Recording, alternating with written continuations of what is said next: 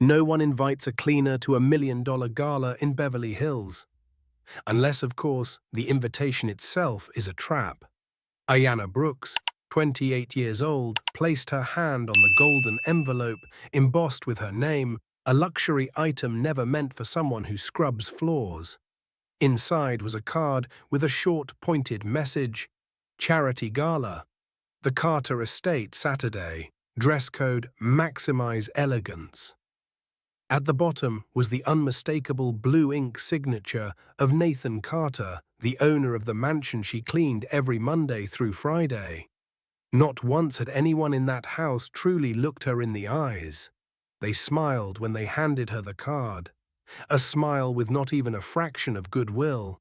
A smile so familiar, worn by expensive faces and empty hearts. Lindsay, Nathan's wife, even added with mock concern, "Surely you have something elegant in your closet, don't you?" The group of friends around them burst into laughter. The sound echoed down the hallway as though they'd just witnessed the perfect punchline to a private joke.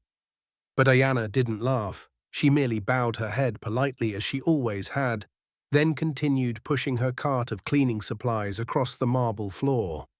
They didn't know that this was precisely what she had waited for over the past 2 years, an opportunity, a small crack in the flawless wall they had built with money and deceit. Nathan thought he was clever, but he had just invited a panther into a banquet of drowsy lambs. And Ayanna, the woman they used to call the Help, would not be walking into that room to serve drinks. She was coming to upend the very throne they so drunkenly sat upon. That night, though the skies over Beverly Hills were still, the air inside the Carter mansion simmered with unrest. A tide of silk chandeliers and lies wrapped in aristocratic smiles. Inside the grand hall, bathed in the glow of crystal chandeliers, glasses clinked as gently as whispered breath. A violin quartet played a melody too familiar in the world of those who no longer count dollars only but rank. It was a perfect evening, orchestrated like a play in which every role had already been cast. Until the main doors opened, and a character not in the script stepped inside. No one recognized her at first. Because this woman didn't bow, she didn't sneak in. She didn't try to make herself smaller in a room gleaming with diamonds. She walked in as if everything happening was merely background to her arrival. Her gaze sliced through the space like a quiet blade, not striking but sharp enough to chill. Ayanna Brooks, draped in a deep black silk gown, said nothing, but her silence rang louder than any speech, like a bell in a cathedral, eerie in its stillness. The gown she wore was no accident. It was a story, a memory, a declaration made without words. It was stitched from history blood and silent endurance which no one had ever asked about. Standing in the center of the room with a flute of sparkling wine in hand, Nathan Carter froze for a beat. His eyes narrowed, then quickly softened into a smirking smile. He turned to his wife Lindsay and murmured, "I can't believe it. She came." A cluster of powerful women huddled together in another corner, like jeweled peacocks, whispering about the outsider who had just stepped onto their stage. "What is she wearing?" Cheryl Harris asked, half confused, half disdainful. "Rented. No doubt about it." Amanda Lee replied, though even she wasn't certain, and that uncertainty irritated her. Because it wasn't the dress that unsettled them. It was how the woman wore it, like it belonged to her. Like they were the ones who didn't belong. Ayanna didn't flinch at the whispers. She didn't need to. She had heard 1,000 versions of that same contempt over the past 2 years as she cleaned their floors, scrubbed their steps, and brewed their coffee. She knew they had once considered her a shadow part of the furniture, nothing more. And that was their gravest mistake. She wasn't invisible. She was observing. And now she had returned. As the classical music continued its slow procession, no one noticed that one note had fallen out of tune. No one saw that the game had changed hands. The servant had entered the lead role, and those on the throne were now the ones being watched. Ayanna stood in the center of the grand hall like a quiet punctuation mark. No one dared to speak, yet no one dared to look away. Nathan Carter stepped forward slowly, arrogantly, just as he had so many times when passing her in the hallway while she held a mop. Each of his steps carried the smugness of a man who believed power made him untouchable. "What a surprise," he said, his smirk curling, as if he still held the reins. "I always knew you'd come. After all, when does someone from that class ever miss a chance to step into a world like this?" He dragged out the last words deliberately, especially that class, ensuring every ear caught the insult, a jab wrapped in the silk of politeness and cruelty. Ayanna looked at him unblinking. "Someone like me," she repeated, her voice soft, like silk slicing through paper. "Yes, exactly." Nathan arched an eyebrow. "Someone who doesn't belong here. I imagine you're feeling overwhelmed." The question echoed through the crowd like a shove. A few guests chuckled softly, but their laughter faded when Ayanna smiled. Not a humble smile, not a nervous one, but a calm, unsettling smile, the kind that belonged to someone not on the defensive, but moving forward on a plan carefully laid long before. "No," she answered, "I'm not overwhelmed. I feel like I've finally come back to where I belong." The words froze the room, as if no one was certain they'd heard right. Nathan's gaze flickered a brief flash of confusion, quickly buried beneath his false composure. Ayanna turned gently toward the crowd, the ones still watching her with curiosity, skepticism, and contempt. "This dress," she said, fingers brushing the fabric, "belonged to my mother. She wore it the last time she was alive in this house, right there in the ballroom behind that door." Cheryl Harris scoffed. "Oh, the maid's mother was once invited here." Ayanna turned back to her. Her eyes weren't angry, just cold. "My mother was a private piano instructor for the Carter family. And I am the blood of Charles Carter." The words dropped like lightning on a clear day. No one said a word. A few glasses were quietly set down. Nathan stiffened. Lindsay gently placed a hand on his shoulder from behind him, not to calm him, but as if to steady him. Ayanna's gaze remained steady. "I'm Charles Carter's illegitimate daughter, and Nathan's half-sister." Silence, stretched tight and trembling. "No way," someone murmured. Nathan barked a laugh, dry and nervous. "You're insane. You think just wearing a nice dress and spinning a sob story gives you a seat at my family's table?" Ayanna tilted her head. Slowly, she reached into her clutch and pulled out a small sapphire blue object. "Then how about this?" She held up a sapphire-studded ring bearing the Carter family crest, a piece of jewelry once worn by Charles himself. It sat in her palm, glinting under the chandeliers, undeniable and unshakable, a symbol of legacy and rightful inheritance. Ayanna's voice lowered, but lost none of its force. "This isn't a tale I invented. This is the truth your family has buried for over 2 decades. The sapphire ring lay in her hand like a silent bullet, not fired but lethal in how it shattered illusions. No one spoke. Then, like a chill sweeping through the hall, whispers began to stir. Like ripples beneath a still surface. "Is it true that's the ring Charles always wore? Could this be happening?" Nathan stepped back. His eyes darted. He tried to look dismissive, but his hand holding the wine glass was trembling. "You think a ring and a few words are enough to convince anyone?" He snapped, voice cracking with tension. "Anyone can fabricate a story." Ayanna said nothing. She took 2 deliberate steps forward. Her voice was steady, low, yet weighted like stone. "I knew you'd say that. That's why I didn't come alone." She turned her wrist and tapped a button on her phone. Instantly, the main doors at the back of the hall opened. 3 people entered. 1, a silver-haired woman with piercing eyes. Rachel Owens is the most respected investigative journalist on the West Coast. 2, a man in a charcoal suit carrying a black leather case, Michael Price, a renowned estate attorney. 3, And lastly, a figure who silenced the entire room, Dr. Robert Mitchell, personal physician to Charles Carter, father of both Ayanna and Nathan. The entire hall held its breath.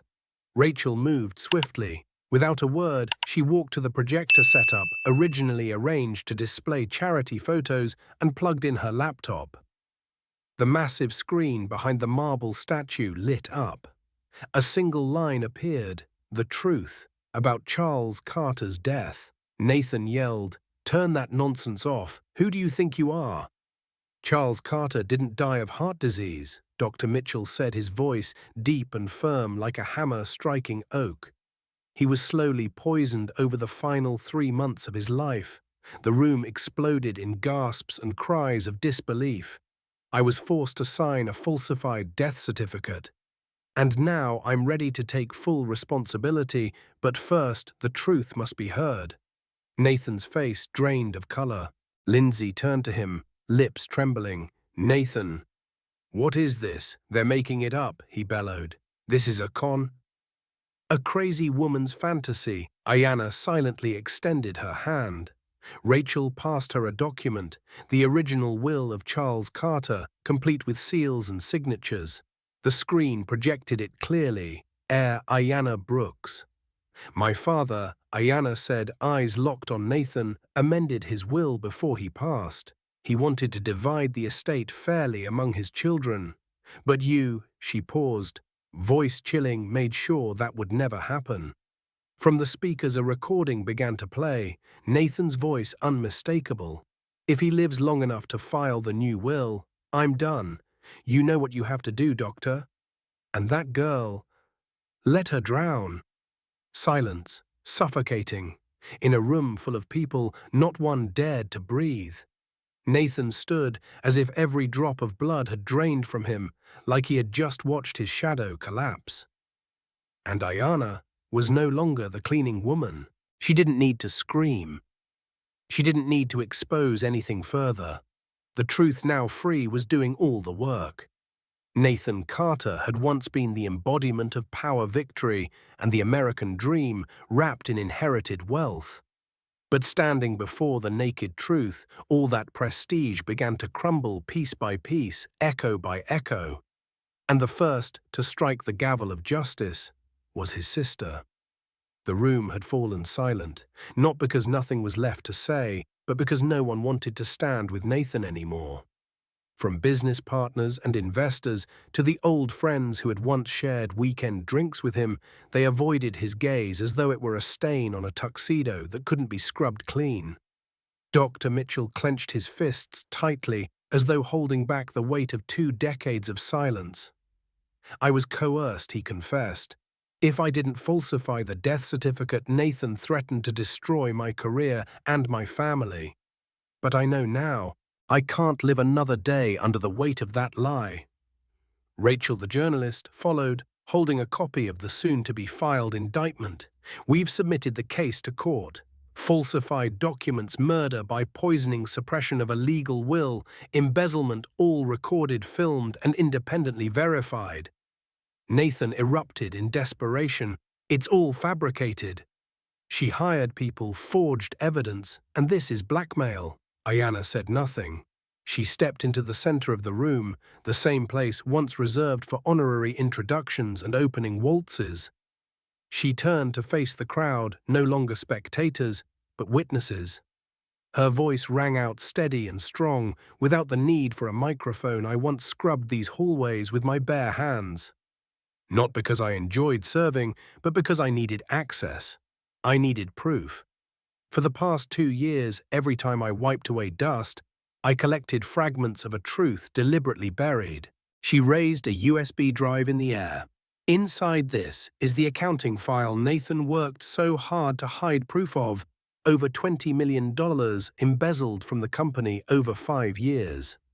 There's even audio of him instructing his accountant to make the numbers dance." The murmurs of the crowd shifted into fury.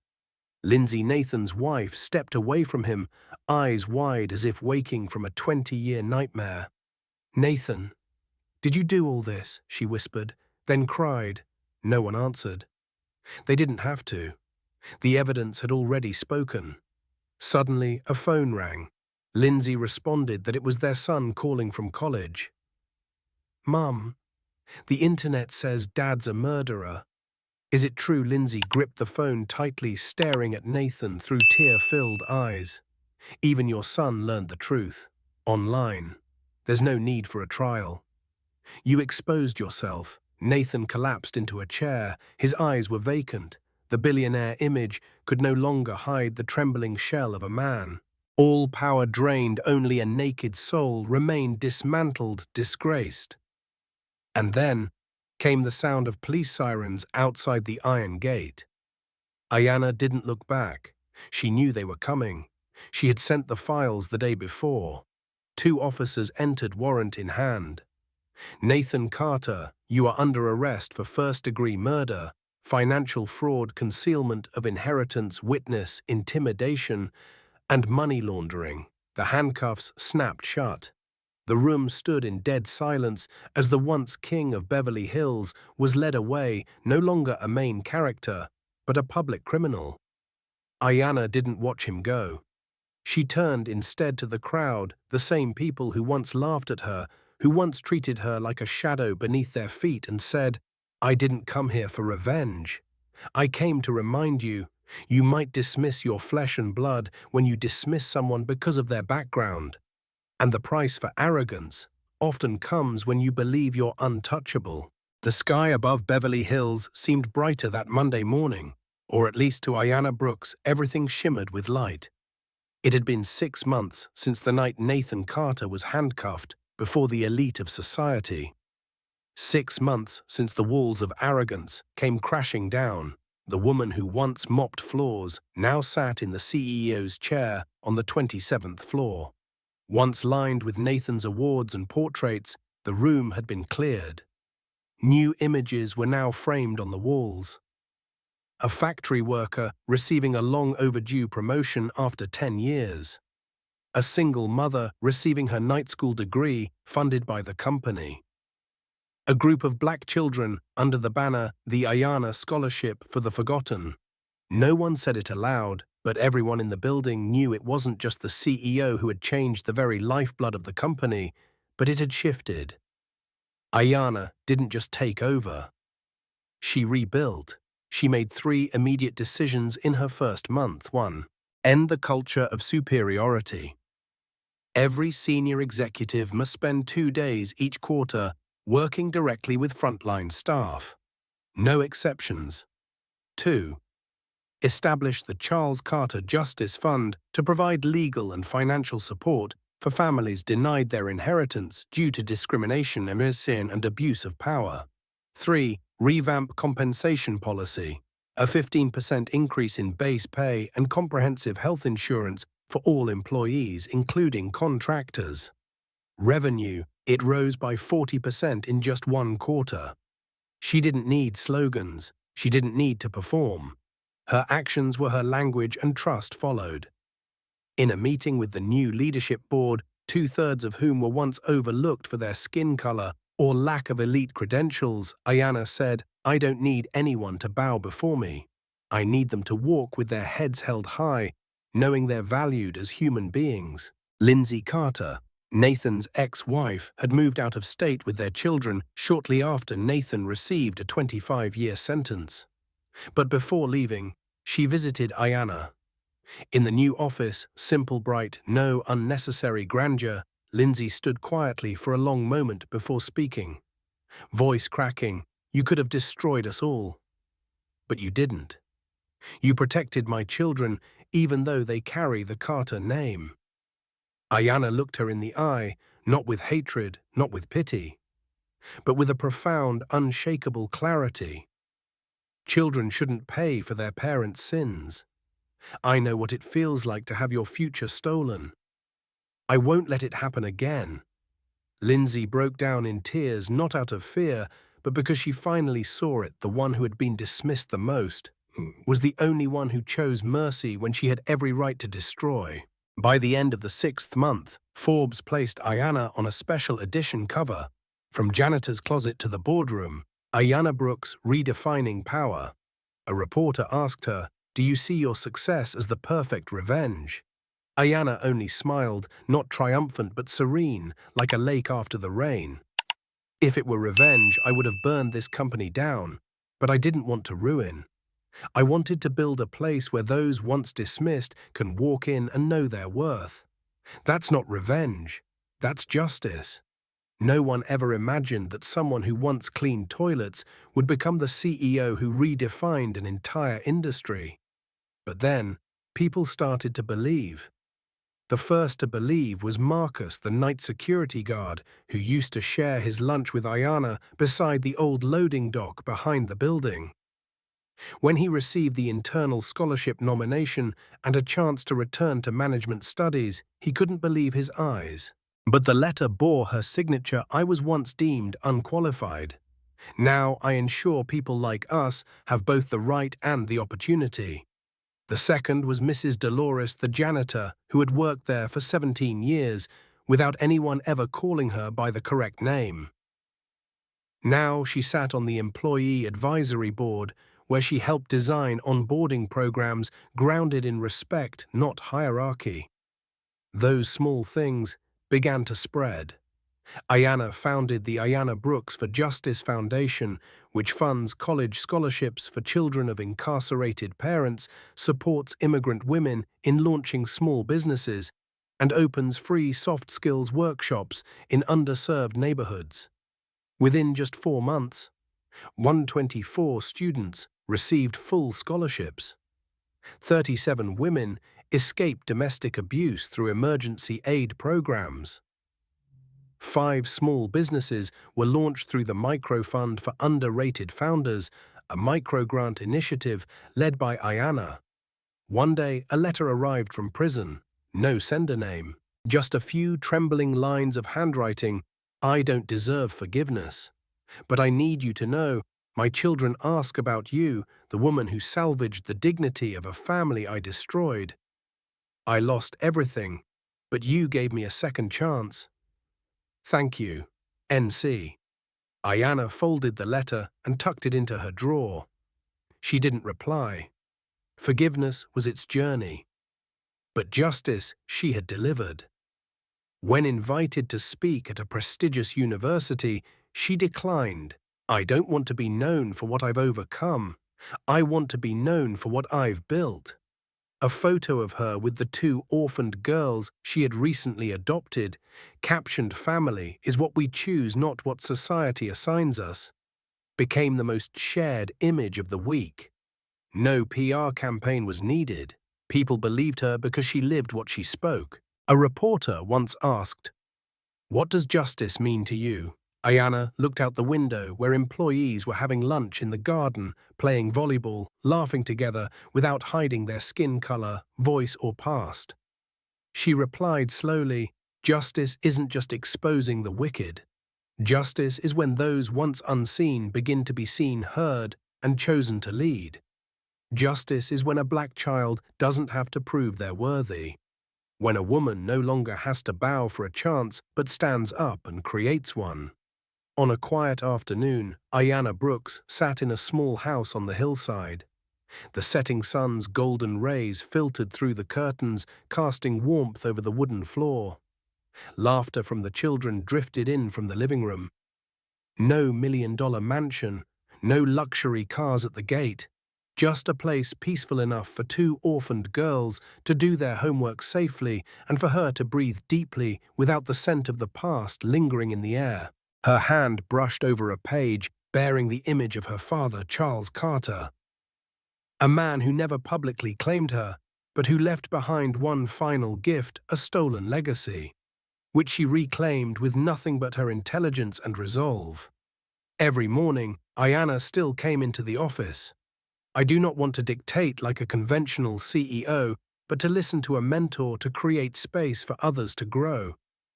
She walked to work, ate in the lunchroom with the staff, quietly reviewed every proposal submitted by small teams. When asked to run for office or host her talk show, she replied, "I don't want to be a star. I want to build a solar system for those who've lived too long in the dark." One day, while taking the girls to a bookstore, the younger one looked up and asked Miss Ayanna, "They call you a justice hero. Do you feel like a superhero?" She smiled, "No, I'm just someone who refused to sit still when something was wrong." Then, "What is justice?" the child asked. Ayanna knelt, looking into those wide, innocent eyes. "Justice is when you don't have to grow up ashamed. It's when you know, no matter where you're born, what your skin looks like, or what your past holds, you still have the right to dream. And someone is standing with you." In one of her rare final interviews, a journalist asked, "What do you think people will remember most about your story?" Ayanna paused in thought, then said, "I hope they don't just remember that I was the woman humiliated at a gala.